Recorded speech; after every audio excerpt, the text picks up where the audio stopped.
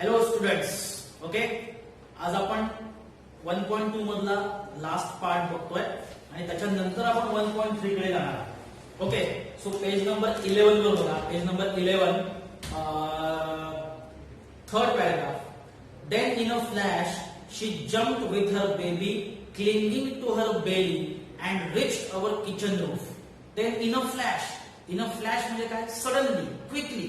ती जी universal mother म्हणून म्हटलेलं आहे. युनिव्हर्सल मदर का म्हटलंय तर सगळ्यांची एक आईचं प्रतिनिधित्व करणारी ती आई, तिने सडनली बेबीला हाताशी घेऊन, म्हणजे baby clinging to her Bailey.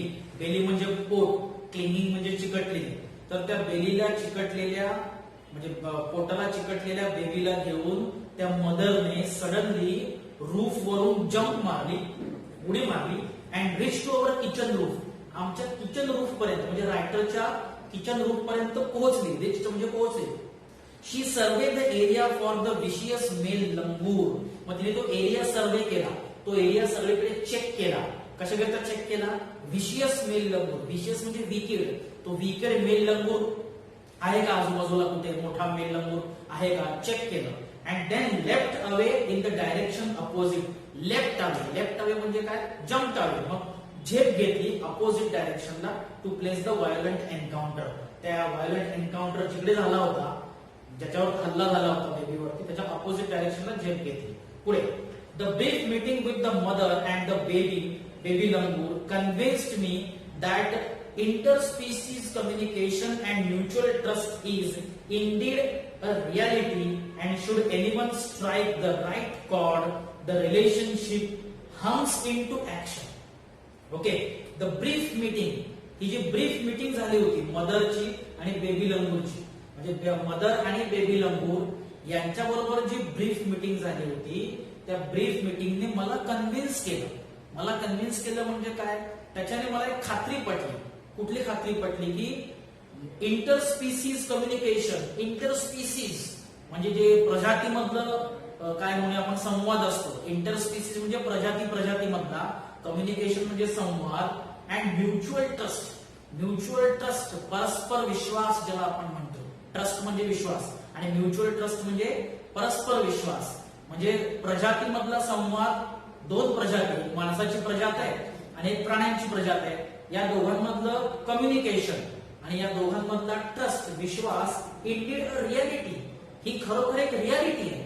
म्हणजे आपलं प्राण्यांना कळतं, प्राण्यांचं आपल्याला कळतं, बोललेलं कम्युनिकेशन केलेलं कळतं, ही रियालिटी आहे असं त्याला त्या दिवशी जाणवलं. And should anyone strike the right code.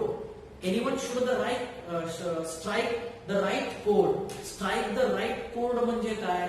जर योग्य प्रकारे त्याला रिस्पॉन्स दिला, त्या प्राण्याला जर आपण एक करेक्ट रिस्पॉन्स दिला, योग्य प्रॉपर रिस्पॉन्स दिला, the relationship hums in to action. तर त्या प्राण्याबरोबरची किंवा त्या कुठल्याही व्यक्ती बरोबरची relationship hums in to action. Hums in to action काय? Becomes active.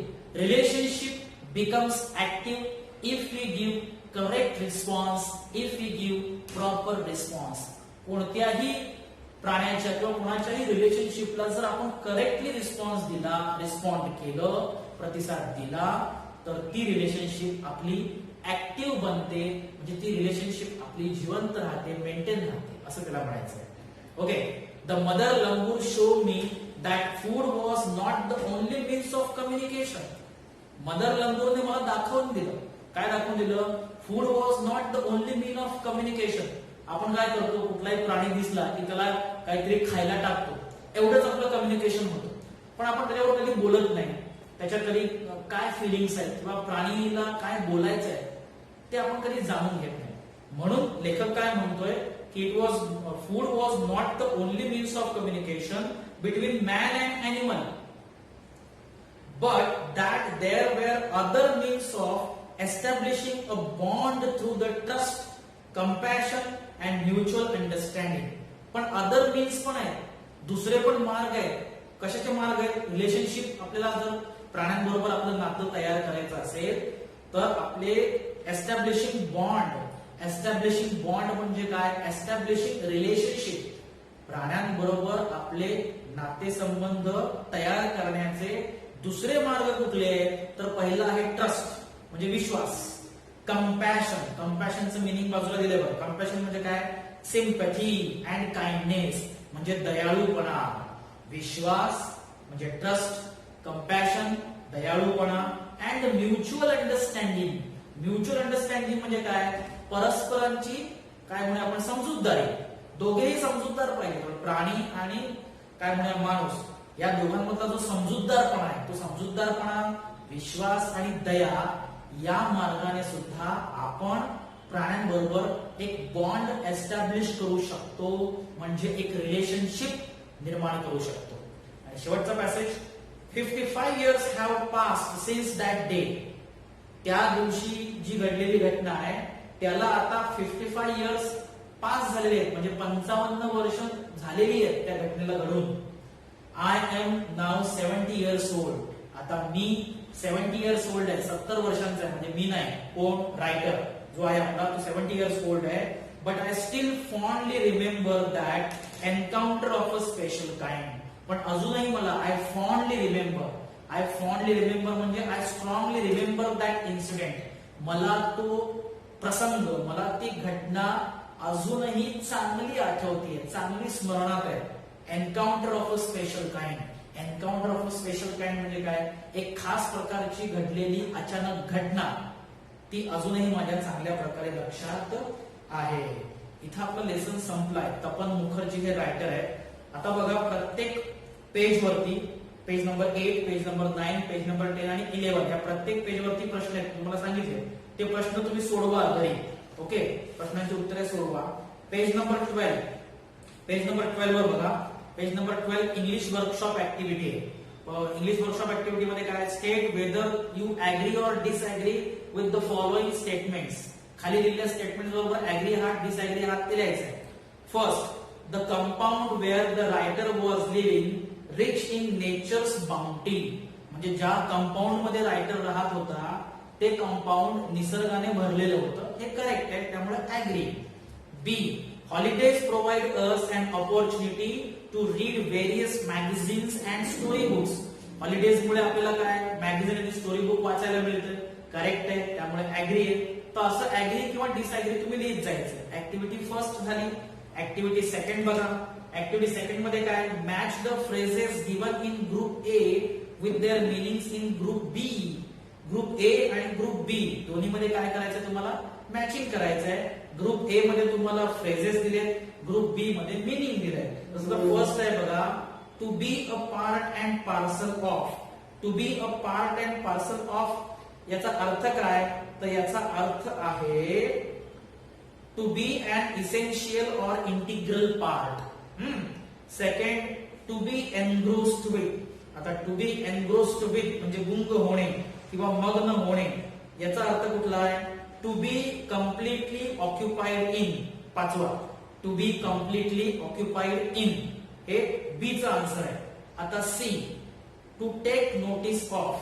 To take notice ऑफचं मिनिंग काय आहे? To take notice of, first to observe and give attention. Okay, तर तुम्हाला 3 फ्रेजेसचे मी 3 मिनिंग सांगितले आहेत, बाकीचे मिनिंग तुम्ही करा. थर्ड ऍक्टिव्हिटी काय?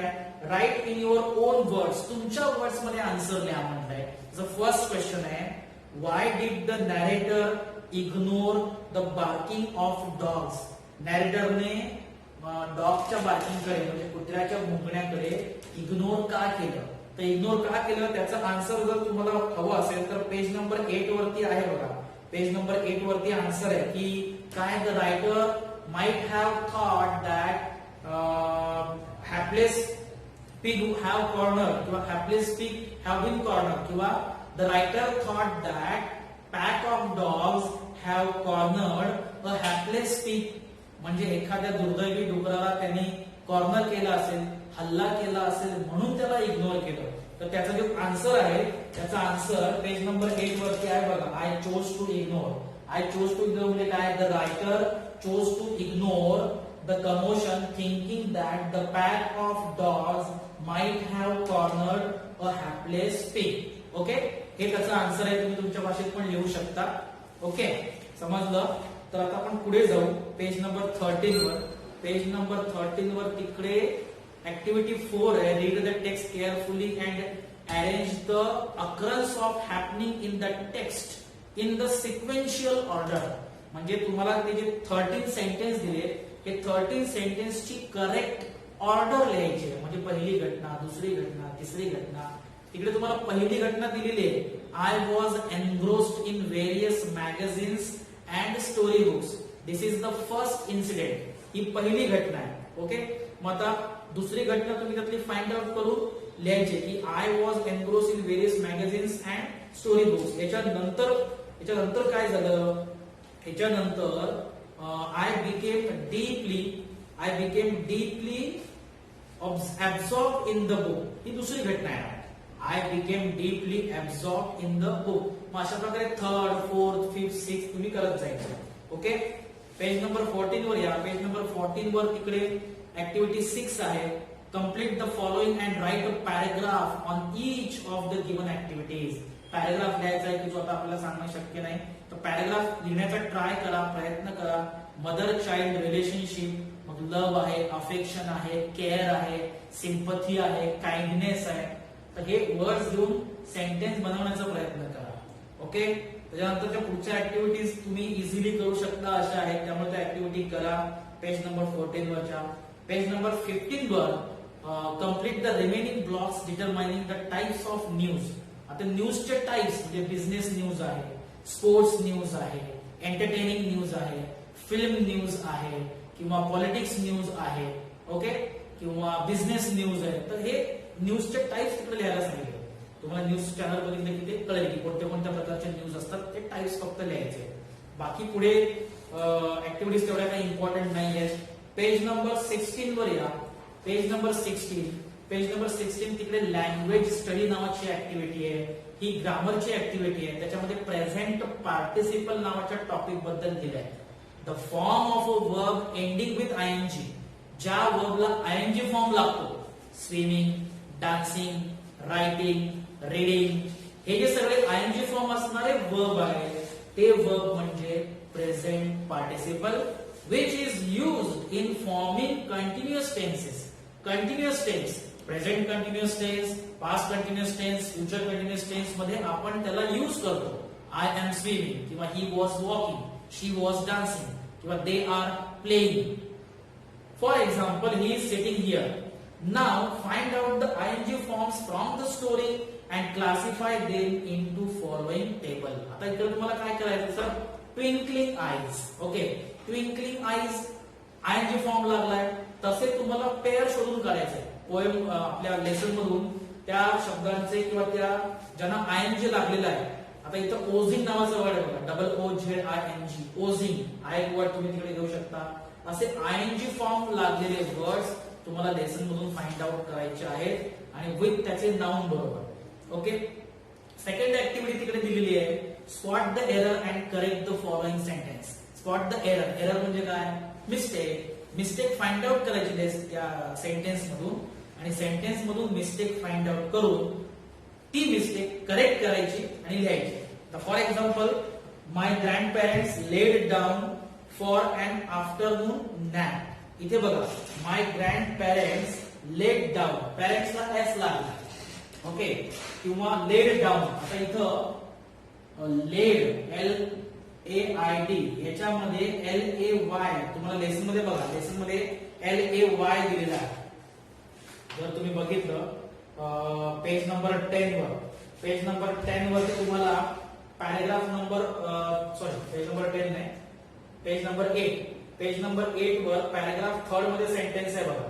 पेज नंबर 3 सेंटेन्स आहे बघा, माय पेरेंट्स माय यंगर सिस्टर ले डाऊन. तिकडे ले डाऊन दिले, त्यामुळे लेसनच्या दृष्टीने लेड नाहीये तर ले डाऊन आहे.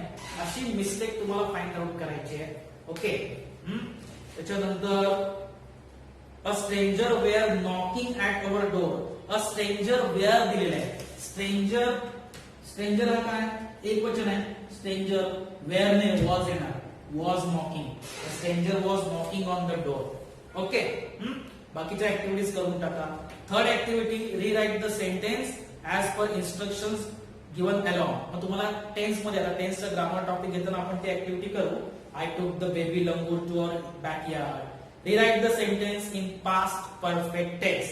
Past perfect tense मध्ये कसं लिहायचं? I took असेल तर I had taken it.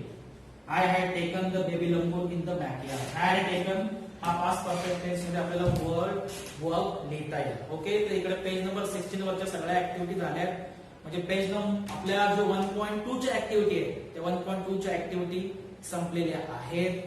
Next लेक्चरला आपण बास्केट फुल ऑफ मूनलाईट जे आपण टायटल दिलं होतं ते बास्केट फुल ऑफ मूनलाईट आपण नेक्स्ट लेक्चरला सुरू करू. थँक्यू.